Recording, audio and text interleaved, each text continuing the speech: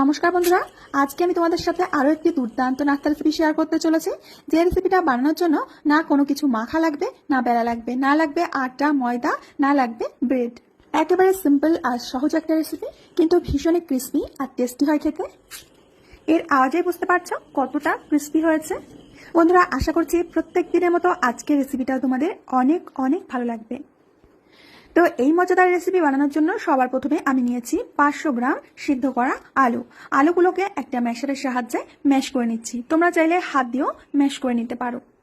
আর এটা বানাতে খুব বেশি একটা সময়ও লাগে না, মাত্র 10 মিনিটের মধ্যে ঝটপট করে বানিয়ে নেওয়া হয়ে যায়। এখন এর মধ্যে দিয়ে দেবো অর্ধেকটা ক্যাপসিকাম কুচি।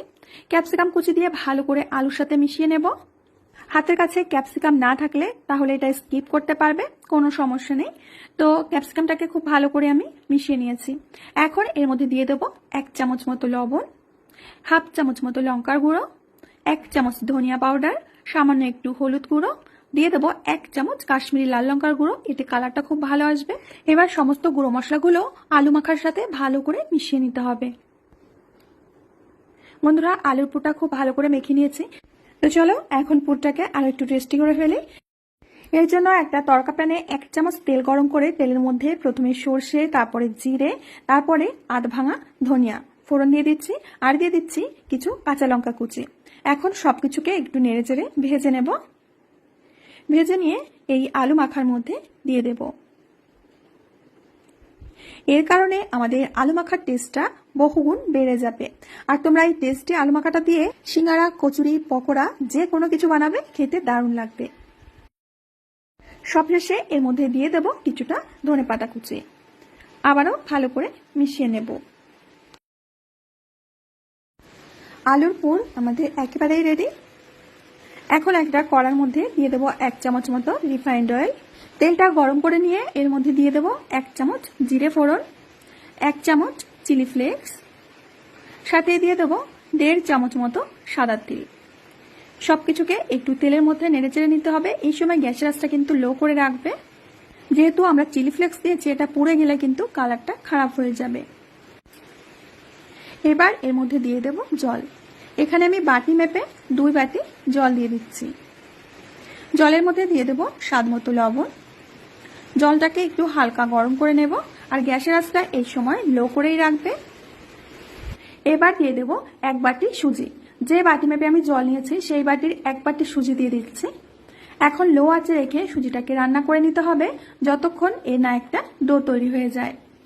গ্যাসের ফ্লেম এখানে হাই বা মিডিয়াম করতে যাবে না, তাহলে কিন্তু সুজির জল তাড়াতাড়ি শুকিয়ে ডোটা শক্ত হয়ে যাবে আর খুব তাড়াতাড়ি টেনে যাবে, সুজিটা সিদ্ধ হবে না। তো লো আঁচে রেখে ধীরে ধীরে সুজিটাকে রান্না করে নিতে হবে। আর বন্ধুরা, তোমরা দেখতেই পাচ্ছ সুজির ডোটা কড়াই থেকে উঠে আসছে। এই সময় দিয়ে দেব বেশ কিছুটা ধনেপাতা কুচি। এবার সুজির ডোয়ের সাথে ভালো করে মিশিয়ে নেব।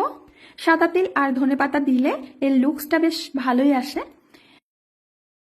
সুজির ডো আমাদের রেডি। এখন এটা ঢেকে কিছুক্ষণের জন্য রেখে দেব, যাতে সুজিগুলো ভালো করে সিদ্ধ হয়ে যায়। এদিকে আমরা যে আলুটা মেখে রেখেছিলাম, আলুর স্ট্যাফিংটা তৈরি করেছিলাম, সেখান থেকে 1 চামচ করে নিয়ে নিচ্ছি। আর 1 চামচ করে নিয়ে এরকম হাতের মধ্যে গোল পাকিয়ে নেব। তারপরে এটাকে চৌকো শেপ দিয়ে নেব। যেহেতু আমি স্কোয়ার শেপে নাস্তাগুলো বানাবো, তো স্কোয়ার করে আমি আলুর স্ট্যাফিংটা তৈরি করেছি। তো একে একে সবগুলো আমি তৈরি করে রেখে দিচ্ছি। এদিকে আমাদের সুজিটা এতক্ষণে সিদ্ধ হয়ে গেছে। এবার কড়াই থেকে একটা প্লেটের মধ্যে নামিয়ে নিচ্ছি।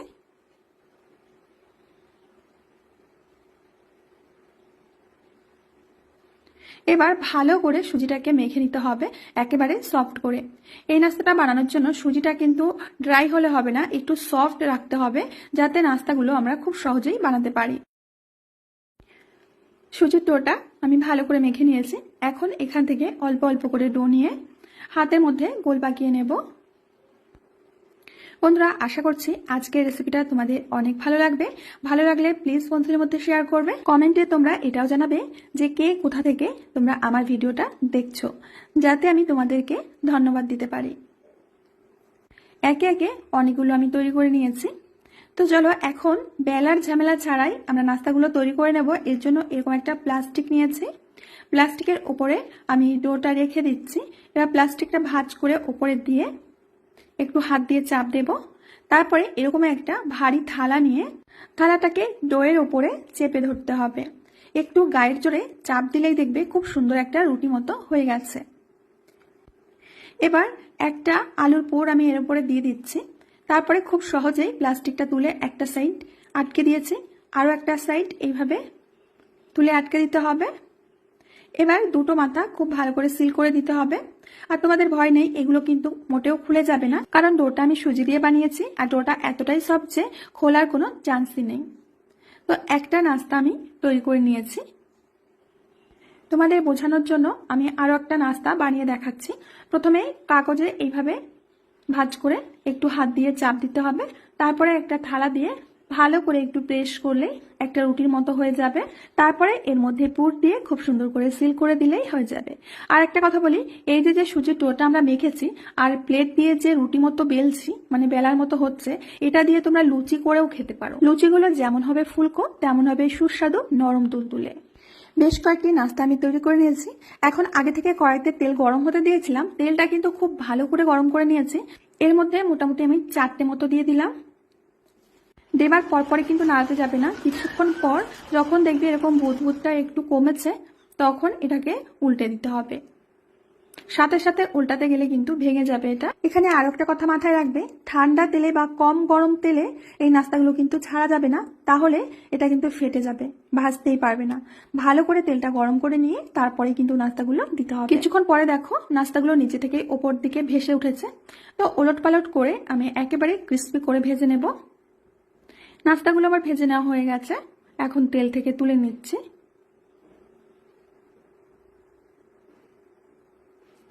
একইভাবে তেলটাকে আরো একটু গরম করে নিয়ে আবারও কিছু নাস্তা দিয়ে দেব।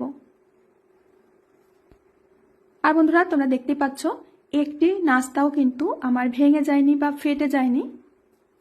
আর বন্ধুরা তোমরা দেখেই বুঝতে পারছো যে এগুলো দেখতে কতটা সুন্দর হয়েছে, আর এর আওয়াজে বুঝতে পারছো যে কতটা মুচমুচে হয়েছে।